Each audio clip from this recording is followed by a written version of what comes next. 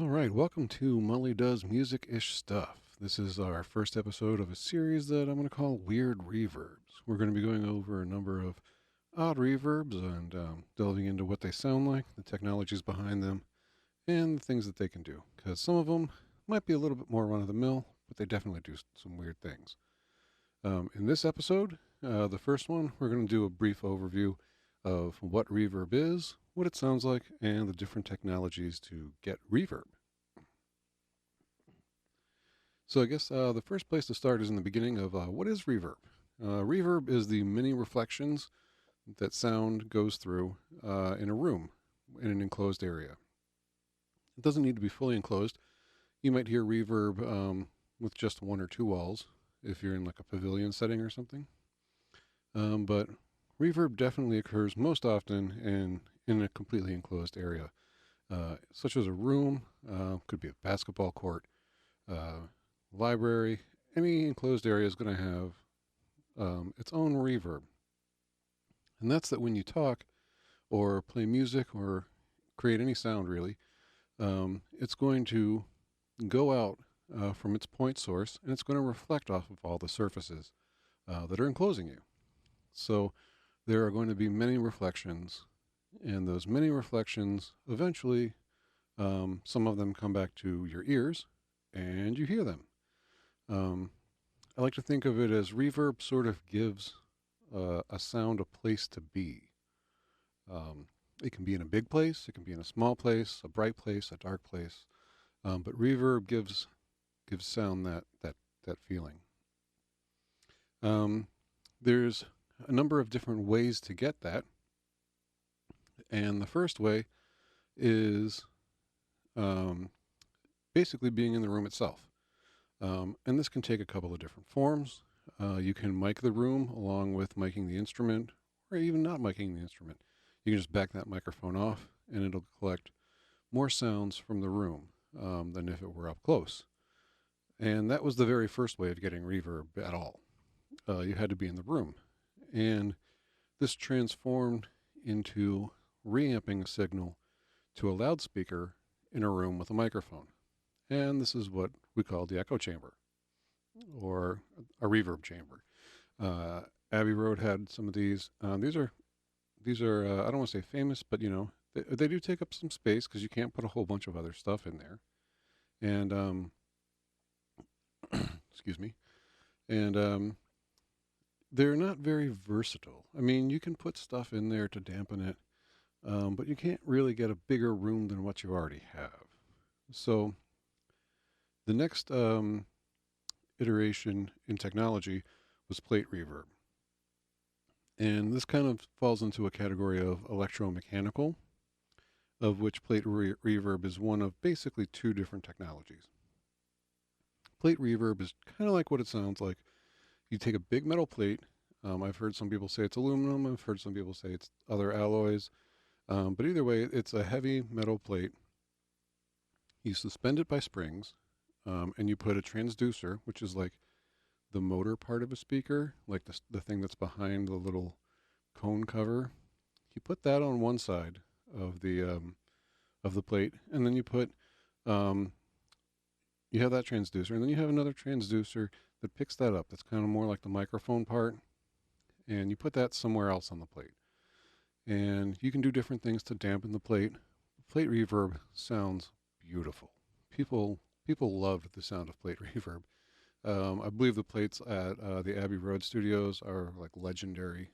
And the Beatles really kind of popularized that sound and broke away from the other form of electromechanical reverb, which is spring reverb.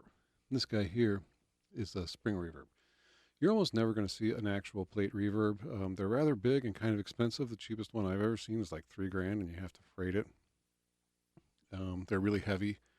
They're not really good for stage use because they do need that sort of like motion isolation, possibly a bit more than spring reverbs do.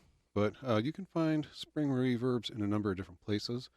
There's a spring reverb in this really crusty mixing console. This is probably the cheapest spring reverb I've ever found, and I'll talk about that in another episode. There's also spring reverb in this reverberation amplifier by Sansui that was made for stereo systems. Um, People did enjoy reverb on their stereos, as evidenced by this Kenwood 2. We'll talk about that one. That's another stereo one. There's also spring reverb built into amplifiers. The Carvin Valve Master up here also has a spring reverb in it, and that operates in a very similar way. You have a transducer motor on one side, then you have the spring. The spring wants to stay moving once you move it. It's inertia. Objects in motion tend to stay in motion. Then on the other end, you have another transducer like a microphone that picks that back up, amplifies it, and mixes it back in with the original signal. Oh, of course, the Spring King here is also a spring reverb, although that has a dirty secret that we'll talk about in another episode. Spring reverb really ruled the roost for portable reverb for a long time, decades, 50s, 60s, and into the 70s. In the 70s, they started coming up with digital reverb. This one's digital. These two guys over here are digital. This one's digital, and of course, I'm running my my sound through this Elisa's Quadriverb. That's also digital. Oh, this Hot Springs down here. That's also spring. This is a weird spring one. Can't wait to go over that one. But digital really was able to sound like actual reverb. It's able to sound like rooms, able to sound like plates. It's able to sound like spring reverb, concert halls, you name it. So let's diverge quickly and talk about what spring reverb sounds like. And to do that, I just need to turn the bypass off on this. All right. This is room reverb. It's actually kind of heavy-handed too. But this is supposed to sound like you're in a room.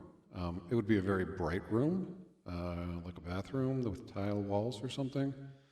And actually, the tile walls in a bathroom or the plastic walls, or the paneling, or whatever's in your bathroom. That's what makes it sound so great when you sing in the shower.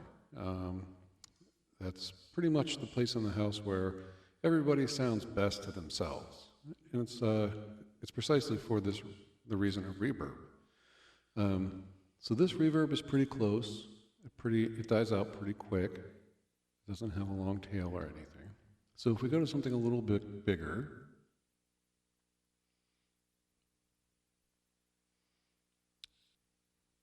This is a large room, and you can hear that reverb takes a little bit longer to dissipate.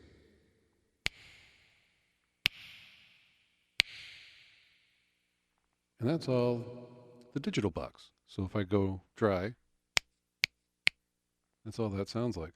But with the reverb, I find that I like to make those kind of transient noises in large rooms just to hear the reverb sometimes. Like there's a art museum near my house that has a very large concrete main exhibition hall, and sometimes I'll find myself just snapping in there just to hear that reverb and hear it die off. But let's see, you can go even bigger than a large room. This is a small hall. So this would be like your Knights of Columbus or wedding hall. This is what it would sound like if it was slightly bright and you amplified your voice and there was not a lot of people there, because people tend to soak up sound. It creates surface area that traps those reflections. Kind of like a larger version of those panels you'll see in studios that have like the pyramids or the wedges on them, or the egg crate. You put a bunch of people in a room and they have a very similar effect on the acoustics.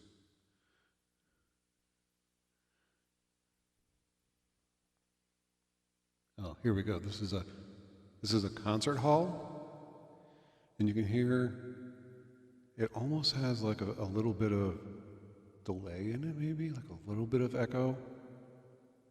but that tail is really long.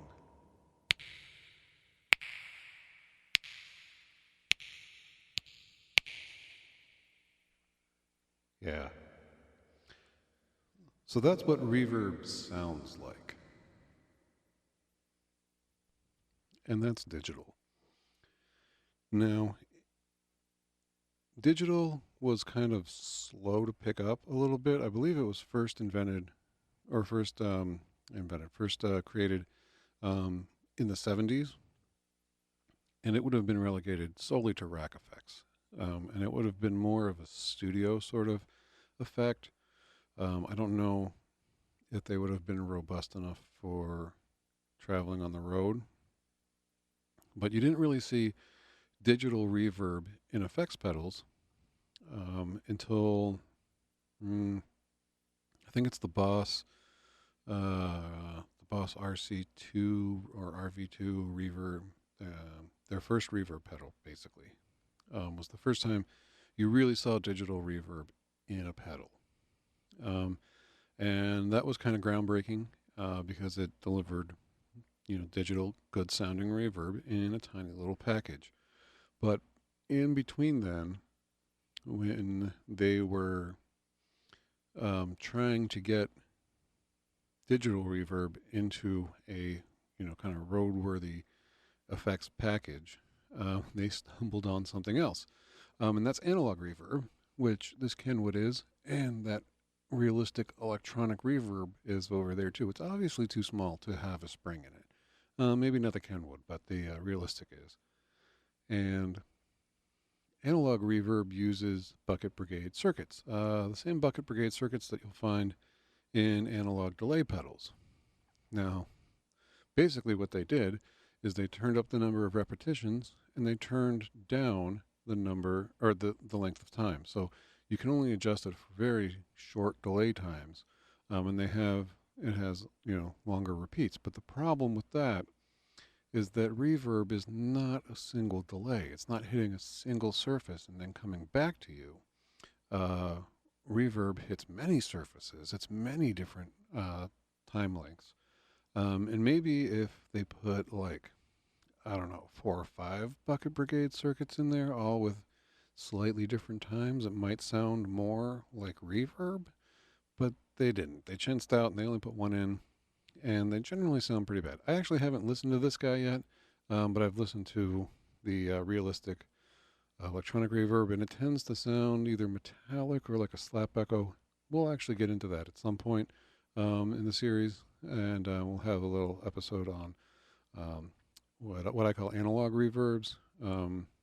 Granted that you might think that spring or plate is an analog reverb, but that's really more of an electromechanical than the bucket brigade. The bucket brigade is all on IC chips, and it sounds weird. It does not sound natural. There were a couple of analog reverb guitar pedals made. One I think is the DoD FX45. I know DoD made one in the FX series, and I believe Arion made one. It was like the SC01 or something. I forget what the actual model number is. But Arion and DoD both made one, and neither one of them sound good. They're really expensive because they're really rare, but they're really rare because not many people bought them because they didn't sound any better than spring reverb in an amplifier. And we'll get to that too because that has kind of a weird history at a certain point. So yeah, we'll definitely get to a lot of these topics and explore them in more detail.